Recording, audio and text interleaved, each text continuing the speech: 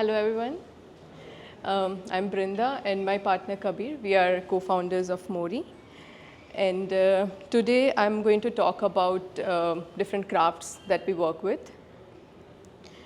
I like to start with a small poem. The poem is by Sarveshwar Dayal Saxena.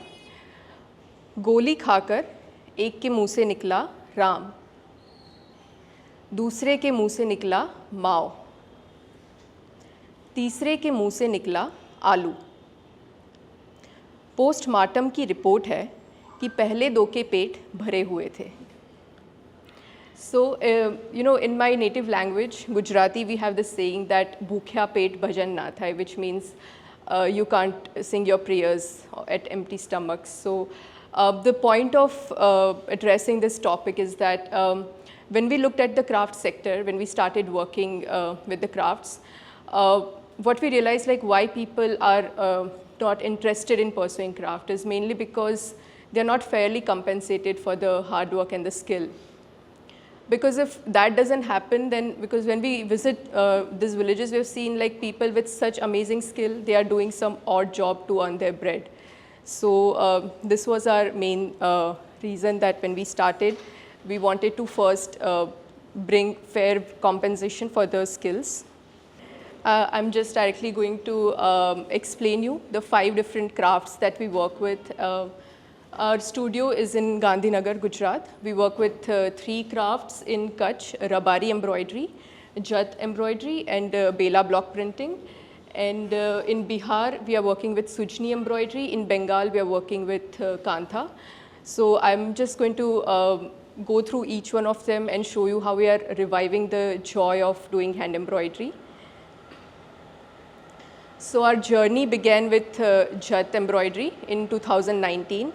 I was going from village to village in Kutch, exploring, like asking different communities who would like to join me to work, and Jat was one of the first communities who agreed to work with us.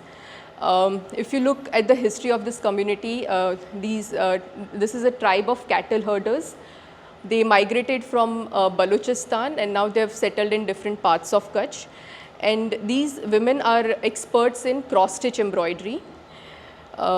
So whenever we do our workshop, the first workshop, we try to document all the existing knowledge that the artisans have. And then we digitize the entire stitch library. So for example, in this style of work, cross is a basic building block. And when we were observing the artisans doing the work, we saw that it grows in 3 directions. It goes vertically, horizontally, diagonally. So once we understood that, we created many different stitch combinations with this. And then we do regular workshop with our artisans where we are trying different things. And it's also learning for us where we see what is working, what is not working. And our workshops are a co-creation process. Mainly the colors and the forms are something that we give, and these artisans, they are masters of stitching, so they do their embroidery in pattern.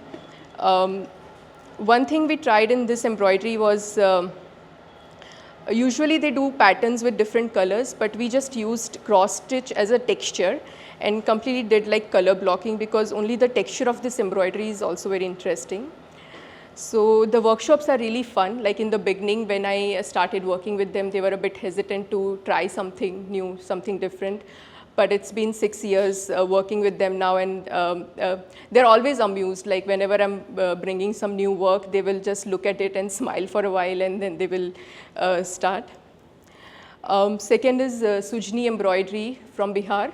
So actually, I started working with this group of women in 2018, before starting Mori. I was working on a World Bank funded project in Delhi, through which I worked very closely with this group of women for over a year. And then in 2020, during the COVID time, they reached out to us for work, and that's how we started working with them again. So right now we work with about 40 women in 3 different villages in Bihar who are doing Sujni embroidery. So Sujni basically is a word for quilt. So traditionally what they used to do was layer old saris and do running stitch embroidery, and it was meant for newborn babies. The craft is no longer existing. But I really find this craft very beautiful. Just the simple running stitch embroidery, it has such beauty in it. And when we created a stitch library of this embroidery, what we basically did was just, we are playing with different densities of running stitch embroidery to create different patterns. And I love working with this embroidery. It's like painting with stitches for me. And also because this embroidery is slightly faster, we take some of our custom works in this embroidery because artisans are able to create larger works. And a lot of times I'm also converting my sketches and drawings directly into this embroidery. And my style of work is very organic and abstract, like free-flowing forms. And color palette that I use is always very earthy and toned down. Rabari embroidery is one of the biggest cluster we have. I think we have about 80 artisans from 6 different villages in Kutch who are working with us.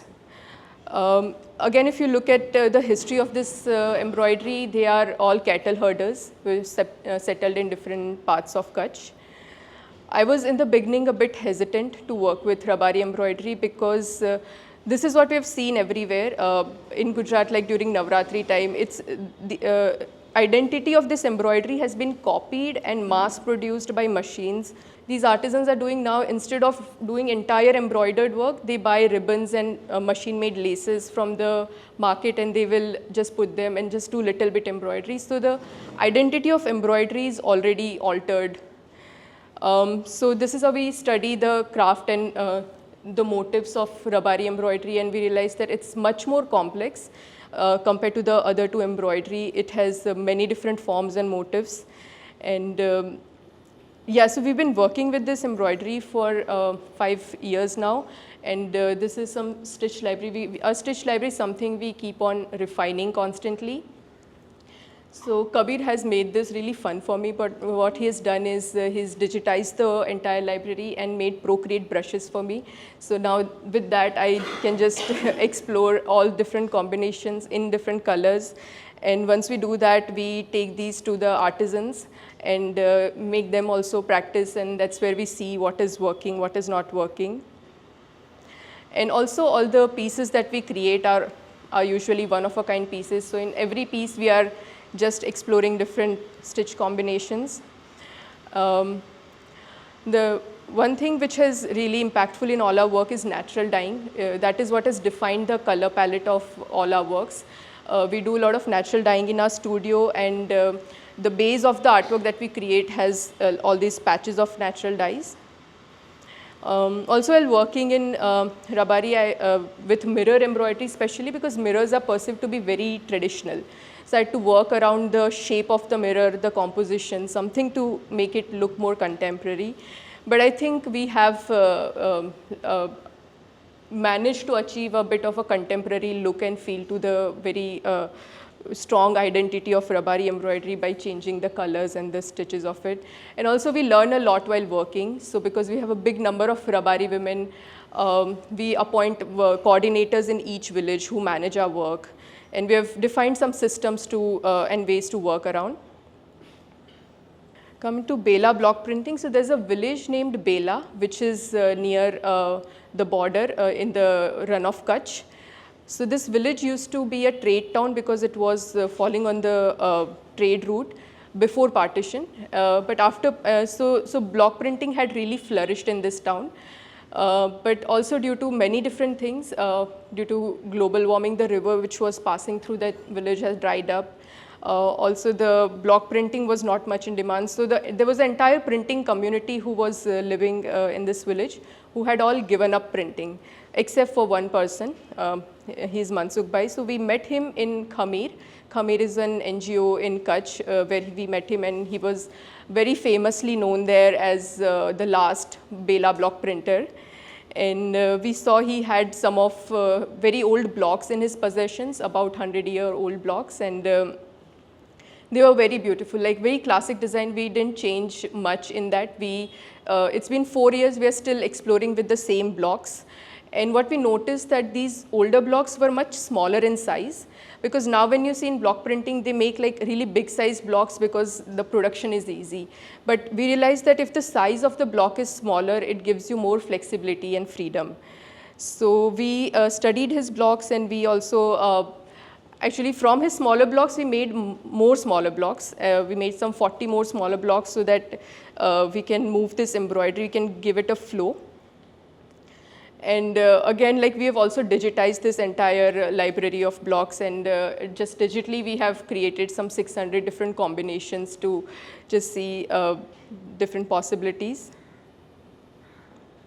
So almost every 3 months, we go and do a week-long workshop with Mansukh Bhai to explore new things in block printing.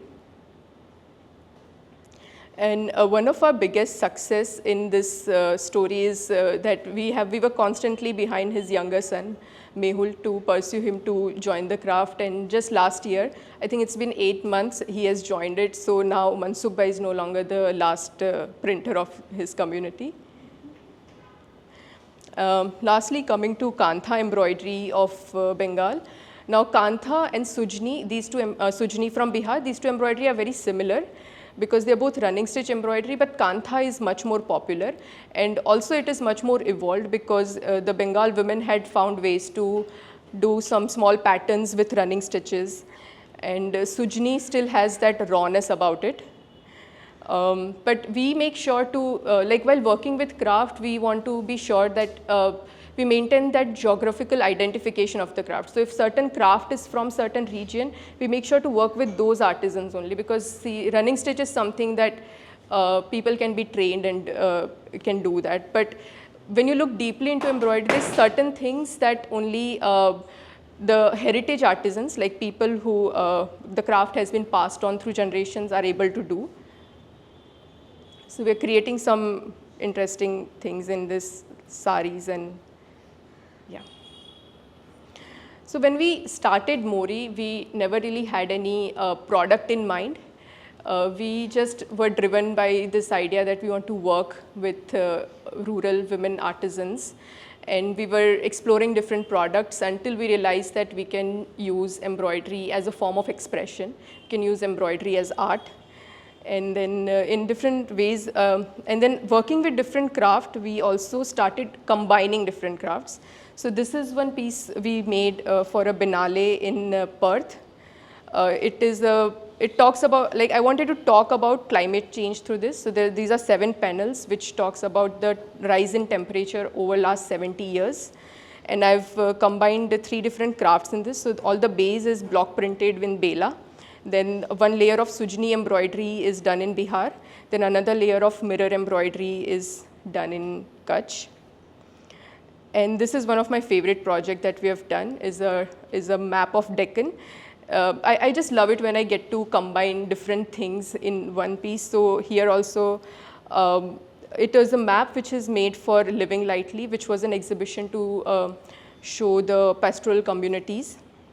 How the pastoral communities are moving across Deccan. So I've used, like there's so many things which are indicated, like real data which is shown here, like different rainfall which I have shown with different colors. There are tiny fabric balls to show the forest. Then mountain ranges are shown by stuffing fabric waste inside. Then mirror embroidery is done to show the rivers. What else? And then we had also collaborated with one paper artist who made miniature paper animals which was showing the movement. This was shown here in Mumbai last year during Design Mumbai. It's one of the largest pieces we have made. We like to really challenge ourselves in terms of size and just really see like the kind of scale which is possible while working with artisans in the villages. I'll talk about some human impacts that we have observed in last few years. One interesting thing is that we have been able to get young girls, young artisans interested in embroidery again.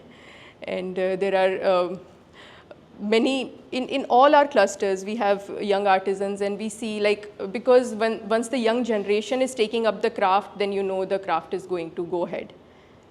And also many women who have been working with us in Kutch and some villages, they are earning more than the man in their house, which is also changing the social status.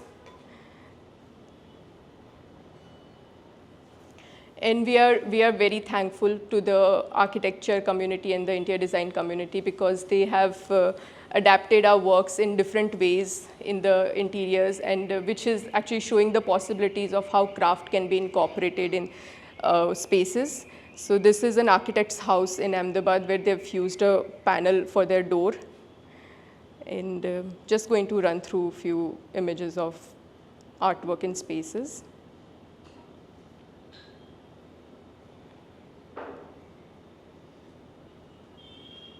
Yeah. So yeah, so when I was young, like about 15 or so, and when you started understanding the ways of the world, and there were things that concern you about like the global warming and poverty, pollution, whatnot. But today I feel that I'm doing my bit, generating employment for hundreds of women, reviving certain craft, I would say it's more like reinventing the craft in new format. Yeah. Thank you.